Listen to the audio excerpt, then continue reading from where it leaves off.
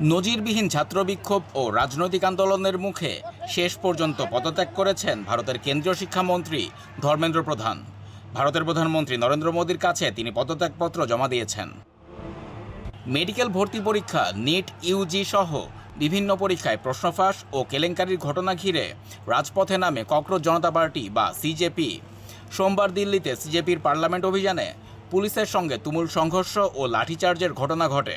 সিজেপির স্পষ্ট বার্তা ছিল, শিক্ষামন্ত্রী পদত্যাগ ছাড়া আন্দোলন থামবে না। আর এই চাপের মুখেই আজ পদত্যাগের ঘোষণা দিলেন ধর্মেন্দ্র প্রধান। পদত্যাগের বিষয়টি জানিয়ে এক্সে দেয়া এক দীর্ঘ বিবৃতিতে ধর্মেন্দ্র প্রধান বলেন, আমি দেশের যুব সমাজের আকাঙ্ক্ষা, আবেগ এবং তাদের ন্যায়সঙ্গত প্রত্যাশাকে গভীর সম্মান করি।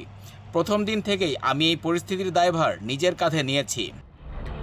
তিনি আরও দাবি করেন, মে মাসে নিট পরীক্ষার অনিয়মের কথা জানার পরপরই সরকার বিষয়টিকে গুরুত্ব দেয় এবং সিবিআইকে তদন্তের নির্দেশ দেওয়া হয়।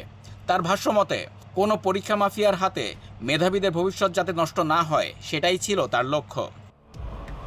সবশেষে দূরদর্শী নেতৃত্বের জন্য প্রধানমন্ত্রী নরেন্দ্র মোদীর প্রতি কৃতজ্ঞতা প্রকাশ করেন ধর্মেন্দ্র প্রধান।